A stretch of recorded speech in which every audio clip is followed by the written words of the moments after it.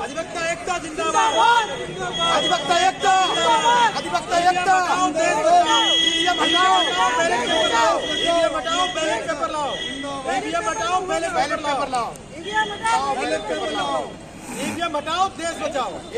अधिवक्ता एकता, अधिवक्ता एकता, ईवीएम हटाओ, अधिवक्ता एकता हो गया। बहुत बढ़िया। नहीं वो ज्ञापन का इसकी कॉपी कराई, फोटो कॉपी। हाँ सब मोबाइल से ले लो।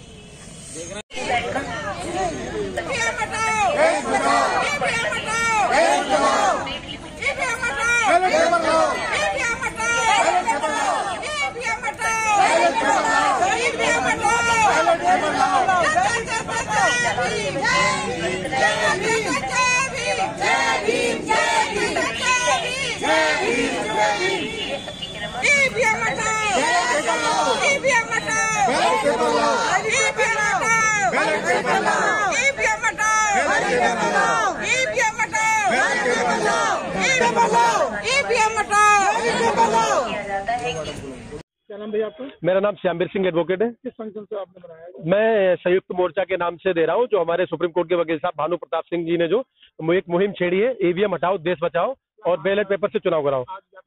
हम ये जो ज्ञापन दे रहे हैं, महामहिम राष्ट्रपति महोदया को संबोधित ज्ञापन जिलाधिकारी बरेली को दे रहे हैं।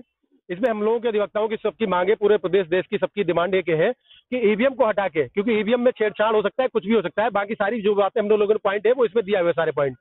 ईवीएम से चुनाव ना करा के बैलेट पेपर से चुनाव कराया जाए, जिससे देश में निष्पक्षता से चुनाव हो सके, आम पब्लिक अपना अधिकार समझ सके। ईवीएम से कुछ चंद लोग सिर्फ पढ़े लिखे, हम अधिवक्ता हैं, इंजीनियर हैं, जो भी लोग हैं, किसान, नौजवान, किसी को नहीं पता कि हम अपना वोट दे रहे हैं तो किसके खाते में जा रहा है, कैसे पड़ रहा है या नहीं पड़ रहा है। वीवीपैट भी जो शामिल किया गया है 2017 के चुनाव में, उससे भी ये निष्पक्षता नहीं शामिल हो रही है कि चुनाव बिल्कुल निष्पक्ष हो रहे हैं।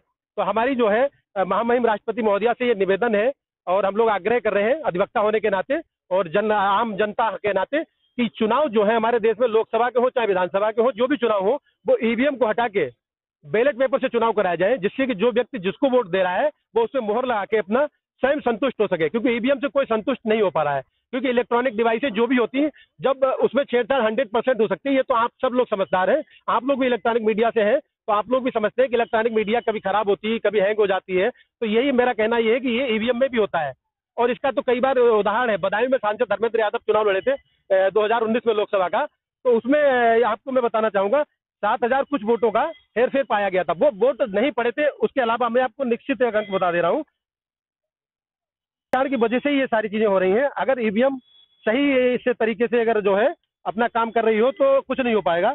ये 2017 में जो हुआ था, एक सेकंड में आपको पूरा में जो है ईवीएम के द्वारा विधानसभा बिलारी में जो धर्मेंद्र यादव के क्षेत्र बदायूं में बिलारी विधानसभा में वोट पड़े थे 1,88,248 मतगणना के समय, और उसमें वोट निकले थे 1,96,110, मतलब 7,862 वोट अधिक निकले थे जो पब्लिक ने नहीं डाले थे। इसका जो है रिट भी फाइल की गई थी सुप्रीम कोर्ट में, लेकिन अभी तक भी शायद ये रिट पेंडिंग में पड़ी होगी। अभी तक इसका कोई डिक्लेरेशन, कोई आदेश नहीं आया है। तो आप समझ सकते हैं कि जब ये चीजें, जब वहां पे जब सील लगाई जाती है, वोटों की काउंटिंग होती है, फिर जब वोट खोले जाते हैं तो 7,800 वोट जो बढ़ रहे हैं, तो ये क्यों बढ़ रहे हैं?